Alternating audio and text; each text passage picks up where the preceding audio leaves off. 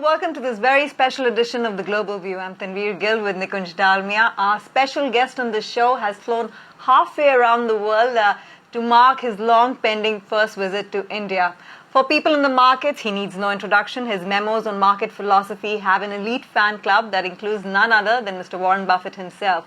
And for those uninitiated, well, he's one of the most revered investors across the globe. And I've always said that if a pantheon of great investors is ever to be made, Howard Marks will find his name on the pedestal. Absolutely.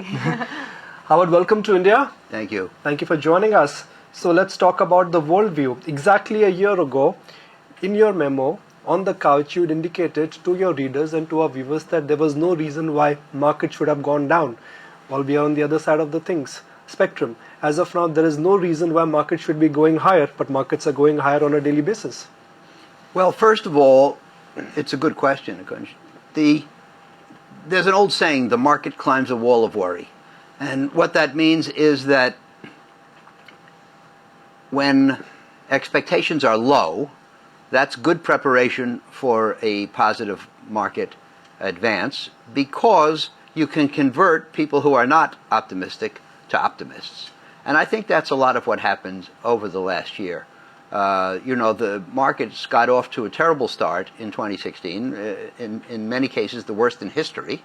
And that put prices and, more importantly, psychology at a low level from which everything was capable of advancing. My point in that memo was that you couldn't find rational reasons for the decline, only psychological, and that is a good place to be for the investor who's willing to be contrarian. But now that we are at the other end of the spectrum, how do you define this moment for world markets? Oaktree, for the last 5.5 years, has been operating under a mantra, move forward but with caution. That's right. And, for the credit investor like us, 5.5 years ago, in the summer of 11, we concluded that uncertainty was high, prospective returns were modest, asset prices were full, and other investors were engaging in pro-risk behavior. That's an unattractive combination. So the question was how to conduct ourselves in that climate. And our mantra, move forward but with caution, meant that we are investing, we're glad to invest, we are fully invested, but everything we're buying is selected with caution, and we consider ourselves a cautious firm, so that means even more cautious than usual. And I think this has put us in a very good place for the last 5.5 years. We are, I think, protected from risk because of our caution, but because of our fully invested position, we are able to participate when the markets do surprisingly well, as they did last year. And I'm pleased and satisfied with the performance that our people had last year, and I think it's attributable to the mantra. Last year actually what happened was the risks turned pretty quickly, and that's why the markets saw this big comeback. I was just wondering that if caution is being exercised right now because the Western world is faced with uncertainties on what Trump's presidency would mean for the US, Brexit would mean for UK and Europe, and that period actually extends out for the next 4 years, 2 years for Brexit negotiations, then that's a long period of uncertainty to contest with. So, how do you play caution from here on?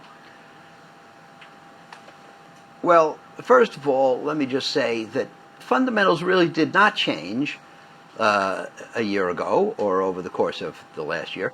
What changed is the perception of fundamentals. Okay. I believe that rather little change in fundamentals has taken place. Certainly very little progress in dispelling the uncertainties has taken place.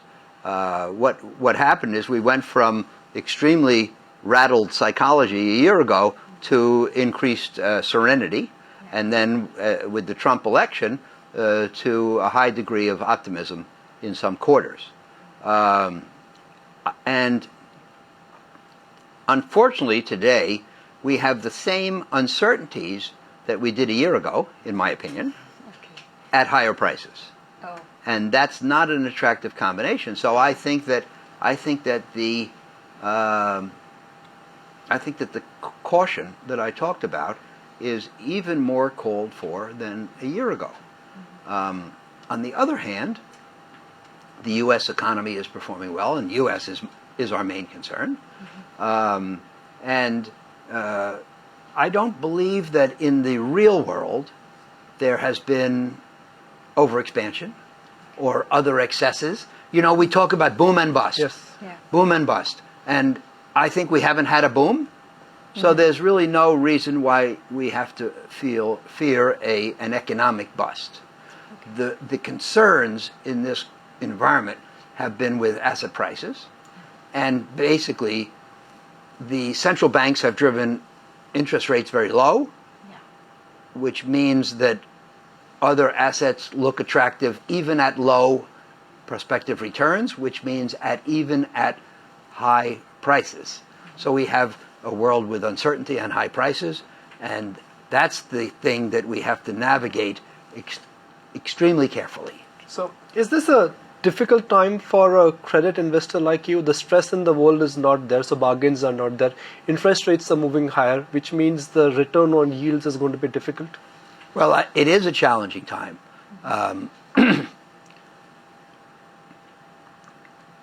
Because the economy is doing well, and because investors are relatively sanguine, there is no panic.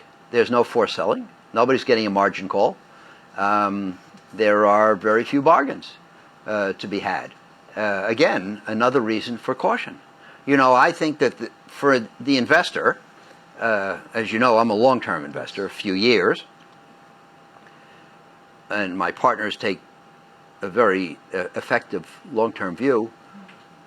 The important question is, today, should we be aggressive or should we be defensive? I think that is a much more important question than stocks versus bonds, or U.S. versus foreign, or emerging market versus developed market. Aggressive versus defensive. And we have balanced the two for the last 5.5 years, but with even a bit of overemphasis on defense, and we're going to maintain that for the reasons that you and I have been discussing. It's very interesting that you bring that up, because even for equities, money has been chasing growth stocks. It doesn't seem like people are ready to make the shift, even if prices are expensive, make the shift to economy-linked sectors. So do you think that transition may come by, or are we going to be in this state for a really long time? Right now, rates are expected to go up.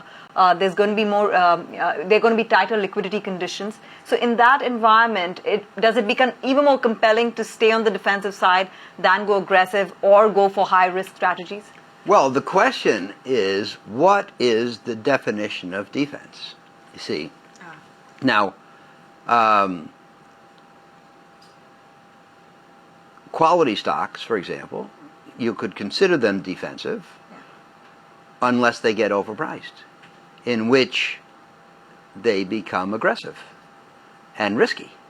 So I think it's very important not to talk in generalizations, but specifically an asset class at a price. Nikunj and I were talking about the fact that it's not what you call it, it's how it's priced. Right. It's not what you buy, it's what you pay, as you know. And so I think that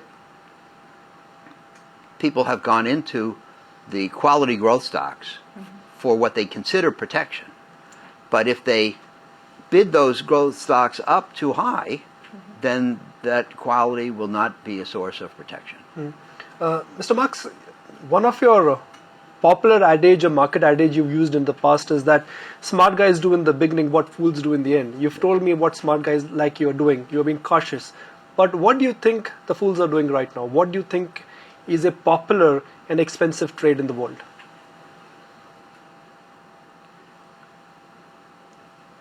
I think that this market has been driven by macro forces, and essentially the same forces have affected pretty much all asset classes over these years.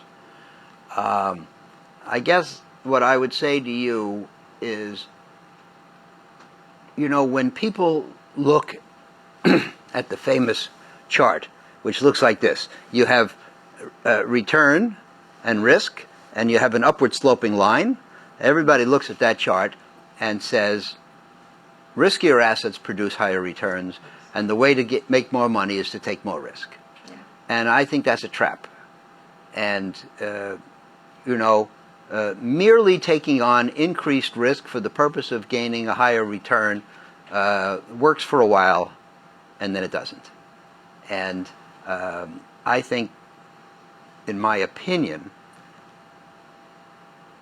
the world is too uncertain, and asset prices are too high to use a pro-risk strategy. So I think that is the caution that I would express today. Right. Talking about specifics, and starting off with the United States, because I remember that real special call with you when you were in Australia when the election results came out, and it was one of those times when people were grappling with the election outcome and what it really meant for the world. You also wrote a memo post that saying, "Go figure," yes. And said that I'm not going to write a political memo for a while now for very obvious reasons. Have people figured out President Trump and what he means for the economy? What is the long-term view for the United States under his leadership? Well, I wouldn't go so far as to say that people have figured him out. There's not enough evidence yet to base a rational conclusion on. Clearly, from the day of the election, let's go back to go figure. Mm-hmm. What I said in that memo was the two things that people were sure of the day before the election was, number one, Hillary would win, yes. And number two, if Trump won, the market would go down. So instead, Trump won, and the market went up. Go figure. It's a tough one. I think the clear observation is that people have given him the benefit of the doubt in the markets. The one thing that is for certain, in my opinion, is that he intends to be a pro-business president. And I think very high on that scale relative to probably what Hillary Clinton would have done, and maybe compared to what President Obama did do. I think these people could not be described as being as pro-business as Trump. So people have given him the benefit of the doubt for that reason, and that's why security prices have done so well. He's talking about increasing the growth rate, infrastructure spending, tax reform, repatriation of foreign capital, deregulation. This is a great formula for business. And the question is, can he pull it off? These things are not easy. And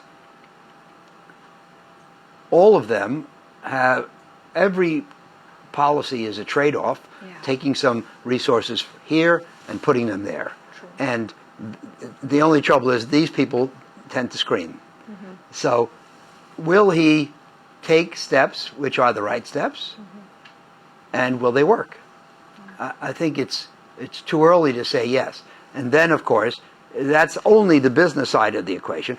How will he do on the non-business side of his presidency? The world is watching to see. And how will the world do with the day-to-day conduct of his presidency? Will that settle down and become a positive? Because right in India, that's a big concern. What his immigration policy would mean for the whole outsourcing industry, which is such a big driver for revenues in India. Yes. So pro-business for the U.S. is great, but how would he, what's the sense about how he would approach the business relations with other nations, especially emerging markets in India? Well, we have to see. The point is, since you obviously follow the memos, Tanvir, back in May I wrote a memo called Economic Reality. Yes, and I said that the laws of economics really define the arena that we operate in, and you can't contravene them. So you can say, for example, that you don't want work outsourced to India, but that means that the buyers are not going to have the inexpensive goods that they've gotten used to, and those people vote. How will and how will they feel about having to pay more for goods either made in America or made in foreign countries but slapped with a heavy tariff? Not clear. And, you know, the other thing is that President Trump on the stump made a big deal out of bringing back the jobs. Mm-hmm. Most people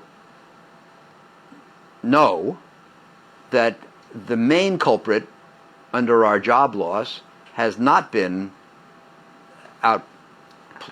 placement, but automation. Yeah. And this effort to bring back the jobs and a tariff, if that's what it comes down to, are not going to change that. You know, you can't. I think I said in that memo, if you really want to solve the jobs problem, you should just outlaw increases in productivity. But fortunately, I don't think we're going to see that. So I'd like to draw your attention towards technology stocks. Warren Buffett has bought into Apple, Carl Icahn bought into Apple, sold Apple. You've not bought technology stocks, and you've gone public and said that the one you bought, that was a very poor experience. Do you think now it's the higher time that when investors like you also are being forced to look at technology stocks, because these are real market cap companies which have got created, whether it's Apple, Amazon, Microsoft, or Google? The bottom line is, number one, nobody can be good at everything. And number two, you tend to get into trouble when you step beyond your competence. Number three, people who are successful at doing A usually conclude that means they must be very smart so they can do B, C, and D. And we understand our limitations. So at Oaktree, I don't think we have the technological orientation to do that kind of investing. The other thing is that it is appropriate for an equity investor. We don't buy stocks for the most part.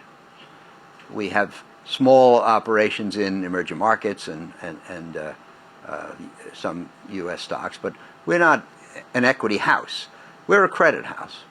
And you see, when you're a credit house, it really doesn't pay to take technology risk, because if it's very successful, all you get is your promised rate of interest. You don't participate. And if it's unsuccessful and it crashes and burns, you lose your money. So that's a bad calculus. And so we conclude that technology is not our expertise and is not consistent with our style of investing. And that actually gives me the cue for my next question, sir, because as a credit house, markets would be eyeing what happens with rates next. What do rising rates in the U.S. mean for the world, for EMs particularly? There's been a fixation with this question of whether rates will go up or not. In my opinion, there are two deficiencies with that. Number one, the level of interest rates is not the only thing that matters. Also what matters is aspects of economic growth. Mm-hmm. Now, one of the reasons that interest rates are rising in the United States, why the Fed has made 2 increases and is likely to do more, is because our economy is strong and strengthening. If the economy were not strong, the Fed would not be comfortable with raising interest rates. So I think, one of the reasons investing is difficult is because, as Nikunj says, people fixate on things one at a time. So now they think about interest rates. Yeah. But there are 100 things that have to be thought about all at the same time. Mm-hmm. And where do interest rates fit into that mosaic? And the yin of interest rates has a yang of economic strength. So, so that's number one. And then the other thing is everybody runs around, and they've been doing this for the last, it was May 22nd of 2013 when Mr. Bernanke said, you may start to see signs of reduction in our bond buying. Yeah. And the so-called taper tantrum, the markets, the fixed income markets traded off very badly. The important thing is not whether interest rates are going up. The important thing is, are they going up a lot? Are they going up fast? And I think that the behavior of the Fed in the last 2 years has shown that they're not going up very much, and they're not going up very fast. And I don't think that the economy is strong enough to warrant a great increase in interest rates. I'm just going to shift topics, and since it's a rare opportunity for us to talk to you, we're trying to cover as many topics as possible. You've always said that long-term investors, they need to have an edge, whether it's information edge or it's analytical edge. The world around us is changing. Information on internet is available for free, and the same information is available to all. So in this disruptive world, for a long-term investor, how do you create that extra edge? It's a good question, Nikunj. I think that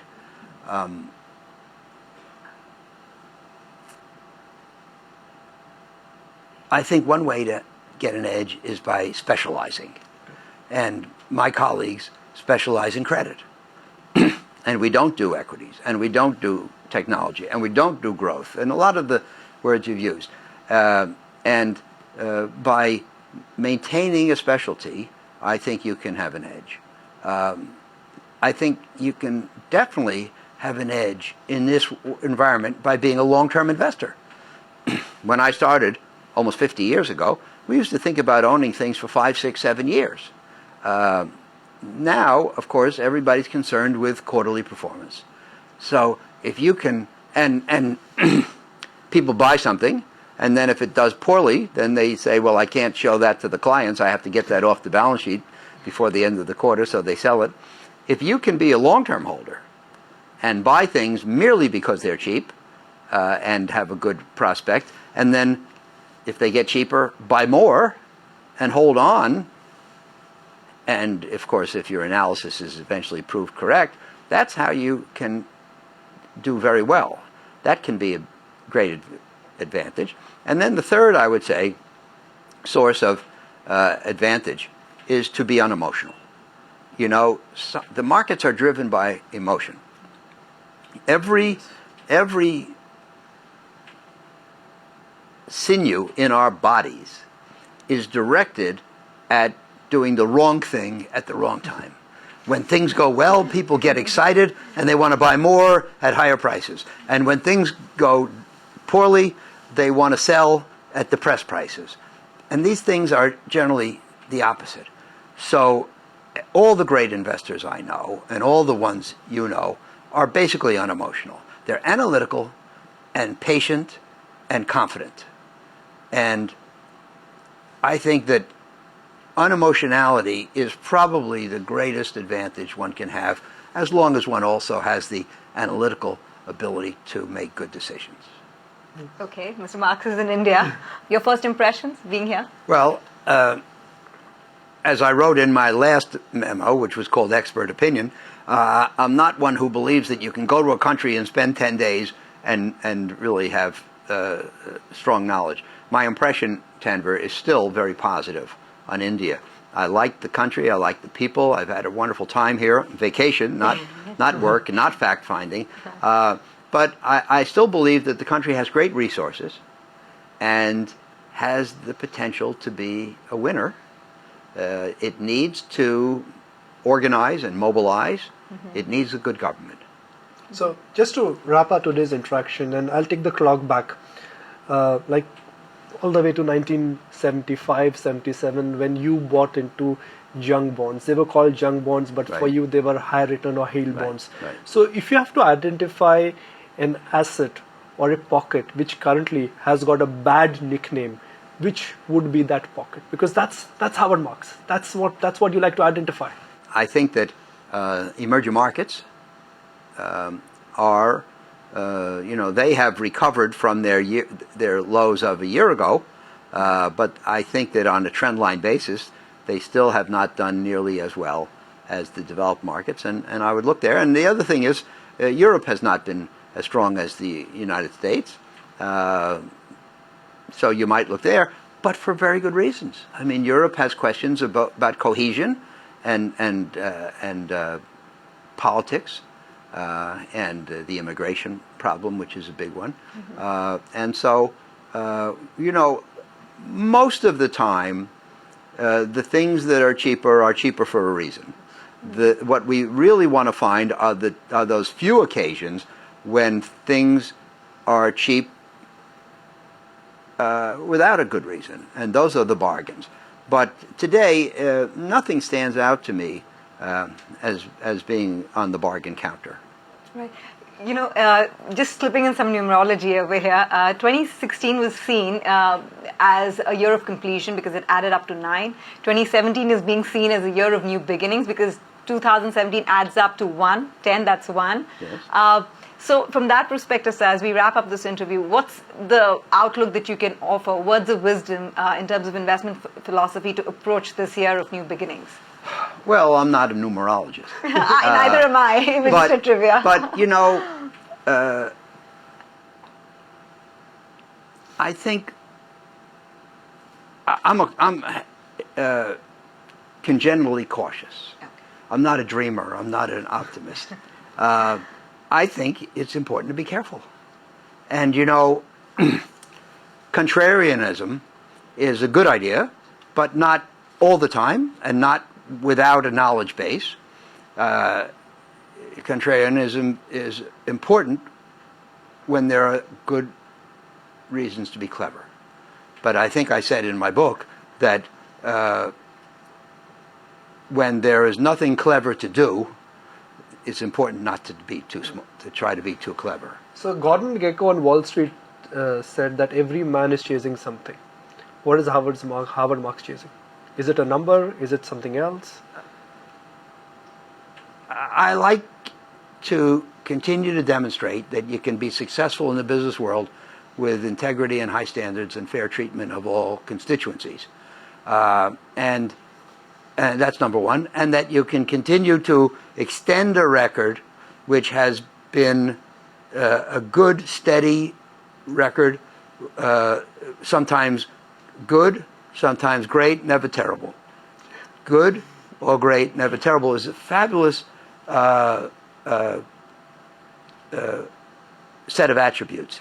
And if you can do that for 20 years, 30 years, 40 years, it's a point of great satisfaction. He's been doing it for 50 years, but Yeah. such a nice thing to say and such a new thing for me to learn. Yeah, absolutely. That's something that we take away from this interview today, sir. Thanks Good. very much for Well, that. we'll discuss it again on the next one. Yes, absolutely. very Which much. hopefully should happen soon. Thank you. Thank you very much. Okay, it's a pleasure. Thank you.